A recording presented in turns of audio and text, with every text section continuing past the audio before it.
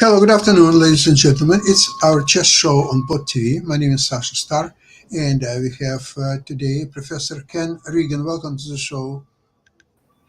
Yes, thank you very much for having me on again. Welcome to my porch. Yeah, and great to have you as always. And Jim Eat from Eat Foundation. Welcome to the show, Jim. Thank you, Sasha. I look forward to today's chess. Yeah, great. Although today is a great day to talk about investments as well, because the market performs fabulously well today. And as we discussed yesterday on the show, it was a big question about what will be the numbers of Right. ICPI. So far, it's doing a great job. Earnings are good, so we'll see. Okay, now today let's pay attention to World Cup. Chess World Cup. We have we had a great contingent from US. Now, unfortunately, Wesley So is leaving the tournament after unremarkable loss and then a draw. So Fabian is fighting, and I think he'll make it to next round or already made. Um, and of course, Nakamura is a fighter, and that's all ahead of us. See now, again, He what you goes would to like tie to show Nakamura us? goes to tie breaks against the person he called the Brilliant Prague. So Yes, yes, had he not is. faced He's him awesome. classically. Yeah. Yeah, well, I think Prague is enormously skillful, but I think I would put my bets on Nakamura though. He is highly effective in short time control Very true. games, and somehow he can mobilize himself really and play on a very high level when it really counts. This is a rare gift, and Nakamura has it as much as anybody else. Yeah, I agree with that too. Yeah. Mhm. Ken, what interesting games from what you've seen so far you would like to Well, share with we are us? watching right now Magnus Carlsen fighting for his life at Yeah. in round two, and I have the previous game by Carlsen was also remarkable, and I have Humpy Konaru winning on demand with black against Bella Oh, Kotanashvili. Okay. that's an interesting result, right? She needed to win. In a dramatic game of the women's section today. Yeah, Okay, cool. let's see. Very cool. Yep. So let me do this and just go to my tabs. But let's look first, and we'll come back to it, at the game that is ongoing. Magnus Carlsen needs to win as white. He is a pawn down in an endgame, but two of black's pawns are weak, and he has some pawns, a past a pawn that is halfway to becoming a queen. On the other hand, black's bishop controls the Queen super square. important diagonal. So it's a question of whether white, after winning the c pawn, can create sufficient other chances with the other pawn to demolish black's defenses. An engine could hold this for black, but whether a real human can, we will see. This will unfold slowly. I actually want to go to the early part of this game because there was a notable double blunder Oh, I've that seen it. that I saw unfold in real time. Of course, my vision was helped by the computer, which uh-huh. the players don't have. That little bar on the left in this diagram.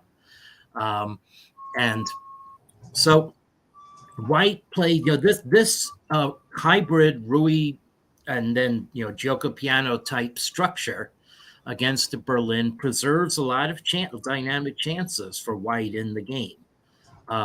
The playing d4 in this position is one new idea. Seems to simplify some things, but white has dented black's pawn structure, and so long term, white can try to play for advantages against that. Indeed, the theme of black's c pawns is playing out now, 50 moves later, as we speak. Right. So normal play. And white again castles on the queen side, which And here it increases the comes. of the position.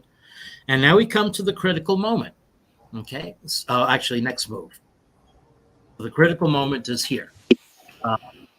And so one, we you have a chess vision of the board. So we may laugh when chess base plants lots of little arrows on our board, but one of those little arrows we should have in mind is that this square is checked, potentially taking a position. It's guarded by white's knight, but since his knight is not free to move as well. Your audio's cutting out a little, Ken. Okay, let me. Okay, there you go. Okay, and the second theme, however, is deeper and was apparently not seen by Keimer or Magnus. So, if you have though a chess spidey sense that your bishop is loose, a natural move is to put it on a firm square and knock Black's queen out of the center. Sure. Okay, so might play that with little thought, but instead Carlsen played a3, and now you see that bar dip down. And the reason it's dipping down is that after Black captures, well, White cannot be captured with the knight. Okay, so you capture with the queen. And White does not mind a trade of queens because the endgame accentuates some of his play against Black's pawns. But Black doesn't have to trade queens. What both players missed is that Black can get away with capturing this center pawn because there will be a fork on h4 and e2, and that is renewed even if White trades queens. Right. Okay, and so the best White can do in this position is play the bishop back, admit that you lost a pawn, and then still be able to start play against Black's queen side. Yeah, it might not have been losing, but you're in a must-win situation. Yeah, would have zeroed White's winning chances. Right. Exactly, and Black needed to draw in this game. Yes, that's all there is. So that would settle the matter. So a3 is a mistake. Yeah, a3 is a mistake, but Keimer believed his opponent. You see a lot of playing chess, and Keimer took only 18 seconds over that queen capture. Interesting. So clearly the board was an illusion for him. I would like to defend though the optically positions with the pawn chain g2, f3, and e4, it looks so formidable and it looks so impregnable that it's so difficult to figure out that actually with knight e4 you will create essentially double attack against bishop h4 and knight e2. And there is one, I forgot who suggested that even if only one piece in enemy's camp is unprotected, you should look for tactics how to expose that. But you have two pieces unprotected, then you must go all in, because one way or another you should be able to get the material. Just there must be something in the air. There must be something. But Magnus never leaves pieces hanging. That's right. I guess Keimer trusted him in 18 seconds. That's part of the illusion. Yeah. So now, with the crisis safely passed, this is actually a typical Magnus position. Yeah, he can this build is up as long as he wants to try to create chances. But we're going to give Keimer credit because he found a way to build back. So it begins with preventing White from being able to double Black's pawns on the king side, which would be disaster. But now also setting up a block, and this is putting pawns on the opposite color from Keimer's bishop, right? Thus creating the most elastic defensive line on the king side, and also now rerouting the knight. Yeah, that's right. They're also on the opposite color of Magnus's bishop. Well, there's one pawn going now. White wants to break through on the king side, so it's interesting that White does not manage to blast a hole there. Okay, so h5, again, clamping down. Now White will play in the center. And here's what's interesting. We're going to see Black's rooks shift to the b file. So you could say that Carlsen was creating a master maneuver game in what follows. But on the other hand, it did not turn out badly for Black. Okay, so there we go. Another pawn on a light square. and occupying the square in front of black's doubled pawns is also a general motif, but exposing the b pawn a little, and Keimer therefore shifted to counterplay against the b pawn. Okay, so and now actually retreated his king out of the way of an anticipated opening of the center. Carlsen improves his king. Speaking, and now, you would still prefer white in this position, wouldn't you? Yes, I would prefer white, even though the engine is showing 0.00, because white's options are more consequential. Does g5 work? Actually, I would be fairly tempted to play g5 right here, because it's hard for black's b7 rook to come to the aid of the king if file is opened. But actually that gives away any lick of white's advantage. You have to calculate concretely as well. So in this position, Carlsen decided that he could not gain by maneuvering anymore, and black is threatening a4. So Carlsen made his break, and now black defended very well. The knight on f7 is an anchor in the position, defending black's pawn chain and also watching over g5. Okay, so white put pressure on the pawn chain and forced the opening of the e-file. Now Keimer counterattacked.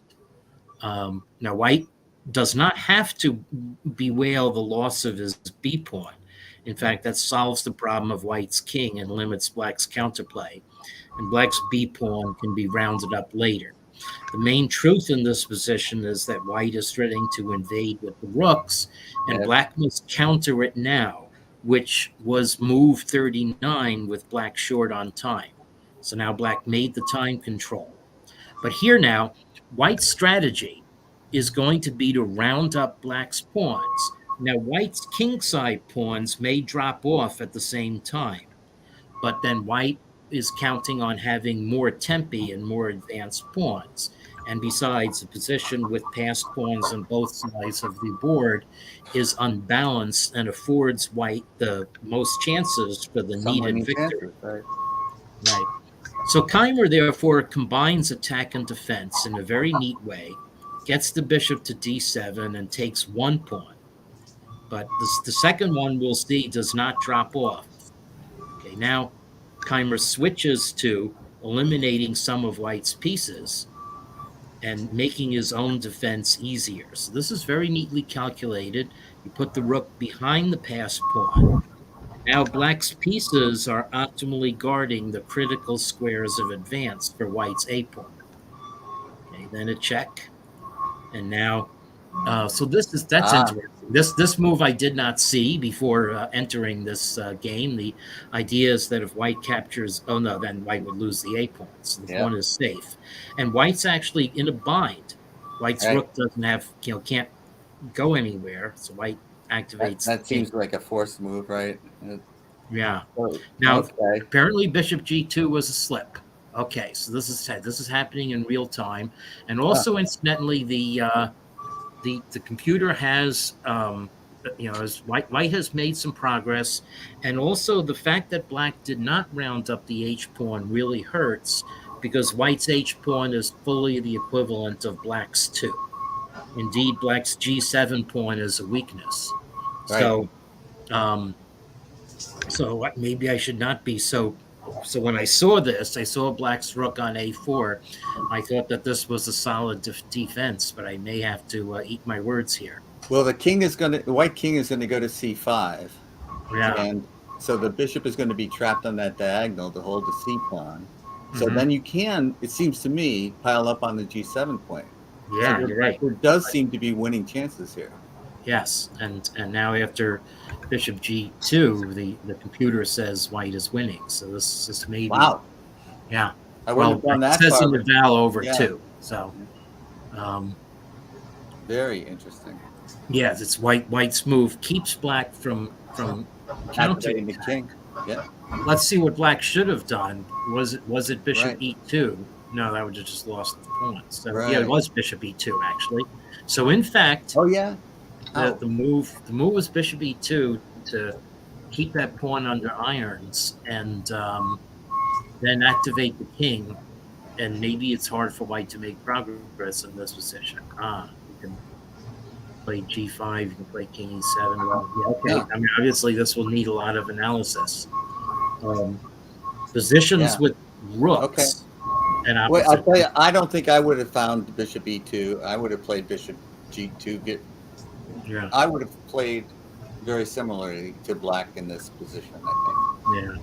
That Maybe was more natural to me than bishop e2. You know what? Maybe black is thinking that he could play bishop d5 in this position. Wow. But then you don't have to be Tigran Petrosian or someone to realize that white is going to capture that bishop.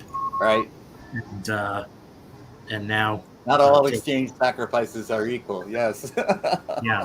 And even though, black has, even though material nominally favors black, white's pawns are tempty up, and black's pawns are restrained.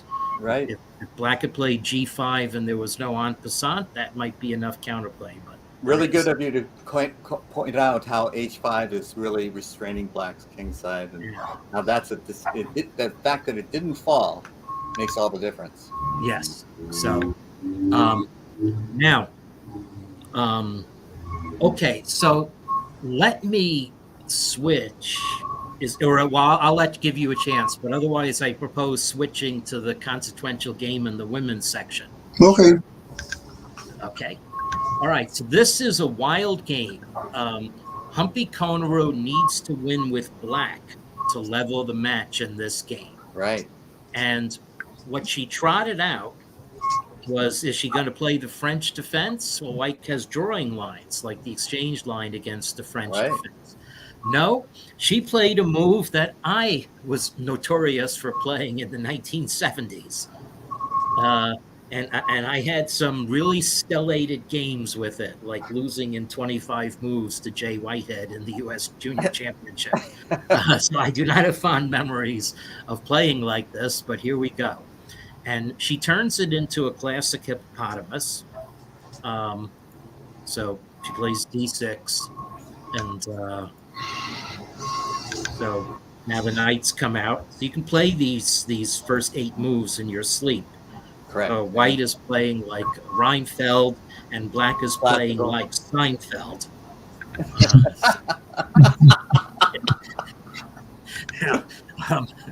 Okay. Anyway, okay, so white now gets an attack. The one thing is that this did induce Bella Kotanashvili to attack rather than try to play solidly for a draw that would clinch the match. So that's an excellent point. Yeah. So black isn't being rolled the way I sometimes was in this position. Unless white has structural advantages, so black counterattacks. See, the computer says, steady edge to white, even though black's counterattack looks nice. Black castles into it. And here we go.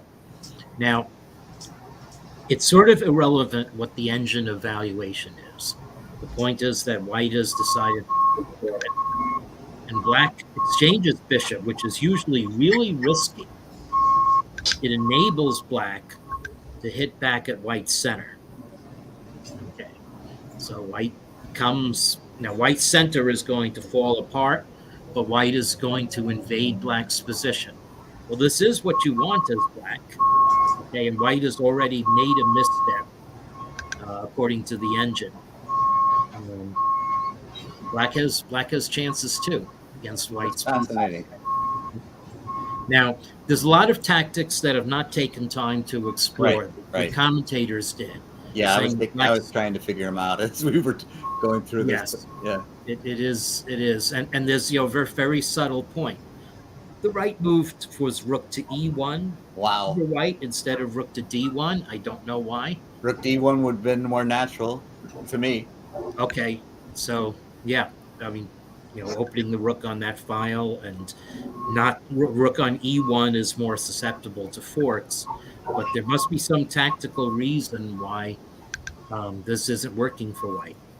Okay, so now white does win an exchange. Yeah, something dropped off. Okay, Oh, but but now, now I but the see absence of this. White's bishop defending the diagonal matters more. Okay, so White is threatening checkmate here, and here we go. Now a very subtle point, just a practical reality of playing chess. Okay, so at this point, Humpy Kangaroo had only 2 minutes left, 6 moves, seven moves to make to the time control, and she decided to repeat moves, but it actually enables White to defend by taking Black's knight and removing the knight on e6 and f4 from the theater of play. And then White could have retreated the queen and switched over to defense. And So, also piling up on the e4 pawn. So yeah. yeah. Instead, the players repeated moves, and Konru, with an extra move and thinking on White's time, was able now to complete the winning combination. So you have to play this accurately, but here we go. White has lost this pawn, and now Queen C5 is a Right. very crucial move Right. to prevent White's king from escaping, and also guarding Black's knight. And the final point is that if White goes left, then Queen B6 check picks up the rook. So White has to go here, and then this is check, and that is mate. So a dynamic game. Yeah. Nah. Very There have interesting. been a lot of examples of such fighting chess, and now they will go to tie breaks in the next round. Wow. So rook takes on f8 would have drawn for White and advanced her. She would have advanced. So yeah, it might not have drawn, but it would have been. Let's see. Okay, you're right. Speaking. Yeah, it might not have drawn, but it's queens and knights are still pretty dynamic. But it does look like White is going to capture the e4 pawn at the very least. Whether Black e3 is available move. That's true, Sasha. Oh yeah, so maybe White thought that e3 could be played in this position, but this actually seems. Are you getting mated with d2 check? Apparently not. No. Let's see if you.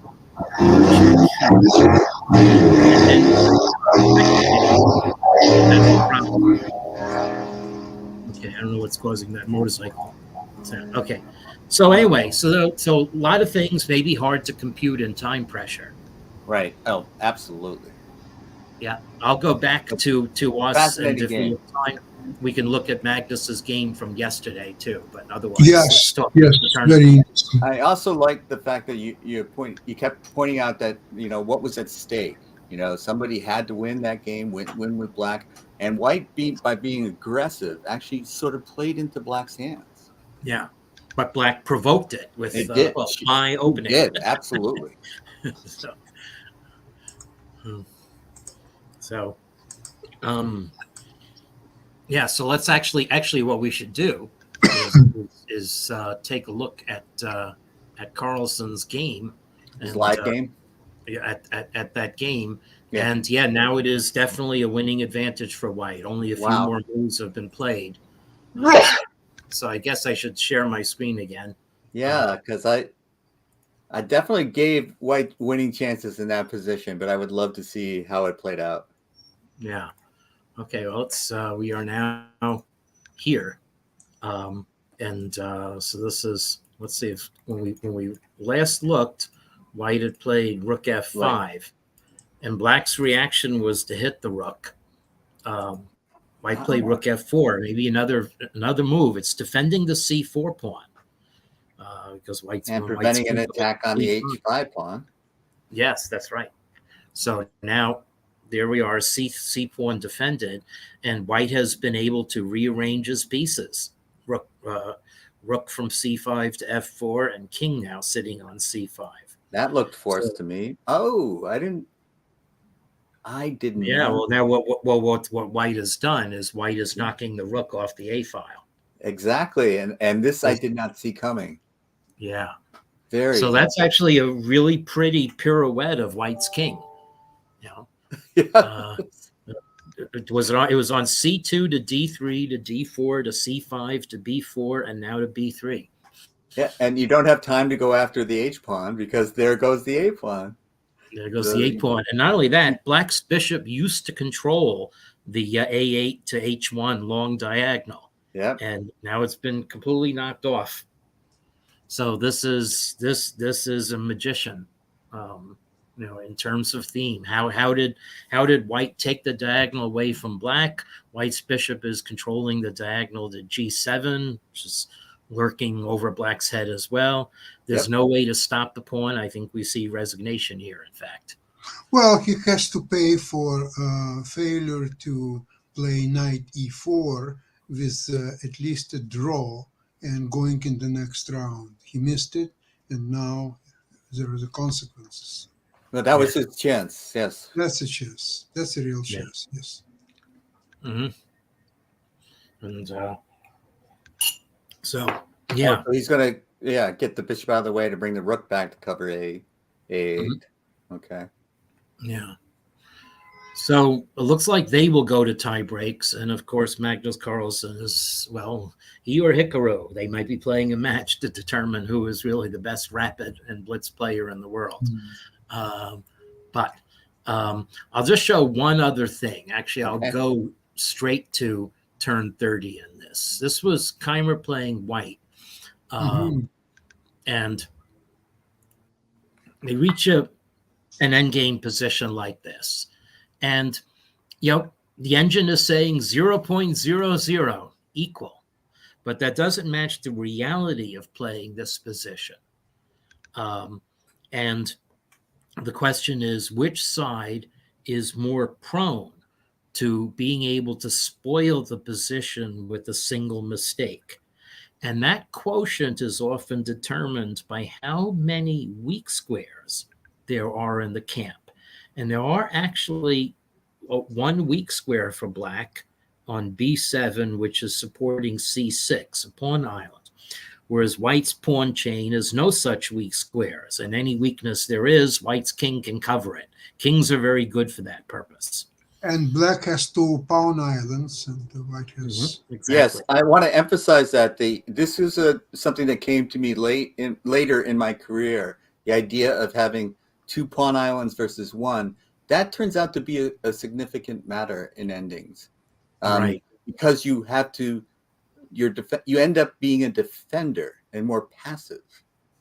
Right. Is that correct? Is that a good way to put that is correct, and especially if you're not able to go over on the aggression with your passed B pawn in a position like this. Right. So the principle I want to bring out is being talked about more. It's called the zone of one mistake. White can't really make any mistake that ruins this position, but as we'll see, black can. Interesting. So very interesting to me. Yeah. So black, so H5. May I ask you, in this position, instead of playing rook A8, could have black just played G6 and white would never win this position? Yeah, that's probably true. Well, I mean, white does have you have to worry a little bit about E4 as a move and whether that would not. But on the other hand, the point of your G6 is that after E4, white's knight is not entering the game. So yes, so I agree with G6. F4, yeah. And after knight F4, I will play H5, and maybe black is even better. Yeah, that's right. Yes, so this is definitely good. It's actually in some sense playing against E4. I do like G6 as a move. What do you do just on rook B1? Rook D1 or B1? B1. B1, yes. So this may be why, the engine just says already black is better. It just battened down the hatches. Yeah. So that's interesting. It is. Okay. Yeah. I don't see how black is better. Whatever. The engine evaluation switches wildly. Okay. Yeah. So this is anyway, what Carlsen holding the position seems right. Yeah. Was relieving the pressure on the B pawn by trading a pair of rooks. And then white's rook on C5 is can't maneuver very well. Correct. However, what this gave to white was this beautiful outpost on f5, and white now is able to support it and put pressure on black's position and is not moving the rook on f1. Okay, so black has drifted a little bit. Like, I don't know what rook a2 is doing. It's not going to follow up, and it wasted a move. Now black gets to trade the pair of rooks, which was the idea 5 moves ago. Right. But you still have to organize your position. And now we will see the one mistake. There it is. Yeah. So, as I said, it's a equal position, but it makes a difference. To me. It looks equal to you, but maybe the consequent idea of king f8 should have been to trade the knights and exchange white's active knight and lessen all the danger. Pawn endings are drawn. So yeah, that's right. No, I don't see white having real winning prospects in a rook ending. Whereas now the point of this and the point of white having played g5 is that if black guards the b pawn, say by rook b1, then white has rook f5, and there is the second invisible weakness in black's position, besides b7, also f7, and it's a which weakness. I would not have picked up on myself because the knight was blocking the rook from making that move. So, it wouldn't have occurred to me that f7 was a weak point. Right, but it was. And whereas Carlsen actually played against white's f2, but it was nothing. Right. So anyway, and now black actually is lost. So so even a world champion cannot save this because there is no active prospect in the position. You lost your passed pawn. Black actually tried to rebirth a passed b pawn, but white's center is just too powerful. Yes, I agree. So it's not just that you've lost a pawn; it's that white just has to bring the king in, and here comes the center. And then we'll scroll through to the end of the game. All the most counterplay over, maybe a little bit fine run because you have to see that at b2 you have knight c4 check. But that isn't hard to find. White's knight, that is not hard to find. White's knight is back, white's army, and this is where Carlsen gave up. So, the most interesting games are still ahead of us. Each round is becoming more and more interesting. A lot of how Garry Kasparov used to call them chess tourists are mostly gone. So the cream of the cream. Now, what do we think of this format? A few moves later. What do we think of this format in general? It seems to me very exciting. Yes, a lot of people are praising it on Twitter. Yes. You see, this is actually a very close formula of Grand Slam tournaments in tennis. Yeah. But you see, in tennis, the difference, though, is that because there are 4 Grand Slams a year and several others, Masters 1,500 or so on. So even if you lose in first round and sometimes, so I'll tell you, I'm watching now Toronto and Montreal, the 500 tournament. A lot of the top players are coming here for paid practice. They don't care about the results. So let's see, Zverev is losing 6-1, 6-2 to somebody. I don't remember who is that somebody. So essentially, what he's saying, okay, so we came here to practice. Let's practice. Oh, you want to win? Oh, you need money? So tell me that. Okay, here is the money. Go. Good luck. They are so rich and they're paid so much. They just don't care. And it's like the pre-Wimbledon tournaments. Yeah, everybody's there just to get informed. Just to practice, paid practice. It's all what there is to it. Unfortunately, there is no such thing as in chess because there's no depth of so many. This is the next step in chess. I think you're onto something there because I don't understand why they wouldn't run these tournaments at least 4 times a year, maybe 6 times a year. So then, first of all, it would mitigate this huge difference between this close 2,800 or so club where it's you cannot. Everybody gets a shot. Now in this tournament, everybody gets a shot. Now you have to fight to defend your points. Yeah. Yeah. As when you played, say, Zinkfield Cup, so this 2800 playing against 2780. Okay, so that's a draw. Okay, Yeah. you want to draw? Okay, here's a draw. And nobody from outside has any chances to penetrate it. That's It's right. out. So they're playing their own chess, and these people play their own chess. And there is no a point that they can Fascinating. each other. Yeah. Fascinating So, point. I I'm think- really with you on this. Yeah. At least four tournaments a year like this, and again, since Magnus Carlsen is not defending his title, and this Jingle Giant probably will not defend his title either, Yeah, the who cares? meaning of the world champion, as much as it was prized for 200 years, and it was Yeah. such a big deal, there was Capablanca, there was Wave Carl. goodbye in the rearview mirror. It doesn't matter. The time has gone.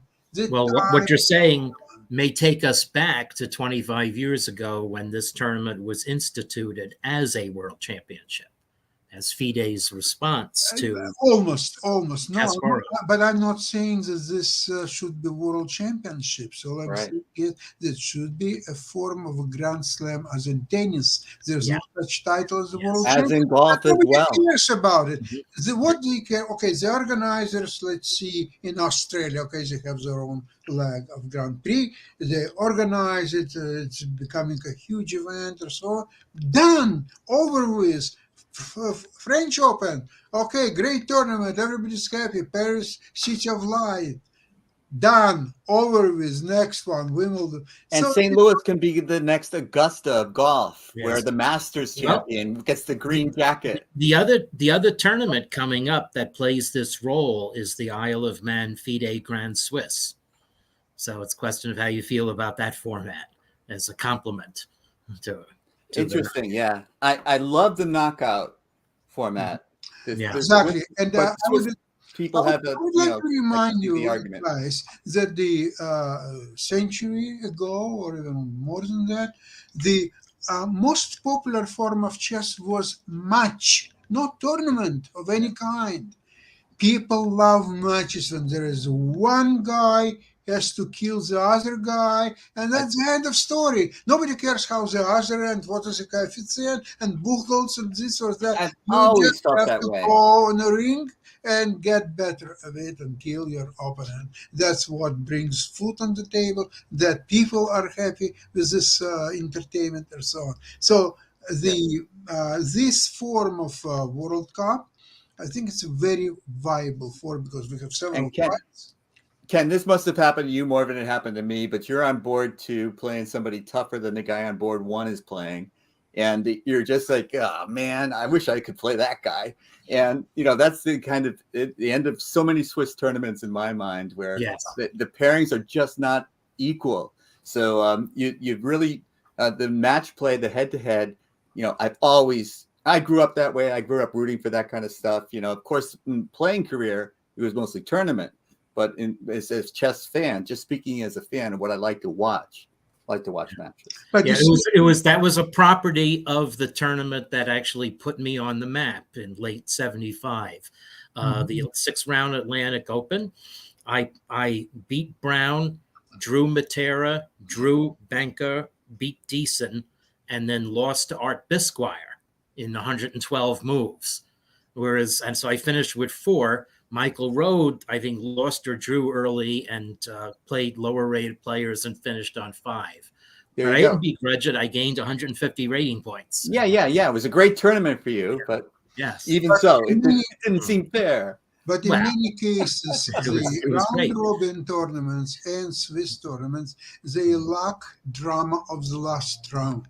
In Yeah. a round robin, somebody is ahead half point, so he makes eight moves draw. 8-move draw. Other guys are trying to win but can't, so there is a very anticlimactic. Well, that happens in other knockouts as well. If the U.S. women's team had not lost by a millimeter to Sweden, they would have played Japan next. Probably maybe the best remaining team in the field after Sweden. So anyway, Oh, there are still Spain. I think Spain can do. Well, that's true. Yes, Spain scored 6 goals in a match that ended 5-1. That was good. Anyway. No, but this is a pure elimination. Look, if U.S. team for 120 minutes cannot score a single goal against Sweden, regardless how strong or weak Sweden is, does the U.S. team deserve to be considered as world champions? Not this year, maybe next year, maybe a year ago, but not this year. They are eliminated. Goodbye. Go and try to improve. It's very hard to repeat, and it's very hard to repeat again. Okay, whoops. Oh, you froze at saying goodbye. That was time. Yeah. Okay, guys, I would like to thank you so much for today's program. Yep. And see you same time. I just want to do one quick shout out. Sorry. Yep. Yes, please. Just one quick shout out to one notable anniversary. This is Mark Crowther, The Week in Chess, reached 1,500. It takes almost 30 years to get there. The indispensable weekly service of games. And in fact, I'm using his versions of the FIDE World Cup games for my screening. So, okay. Week in Chess. Yep. Okay. All right. Thank you. Yep. Okay. Thank you to all. See you next time. Bye-bye. Bye-bye. Bye-bye.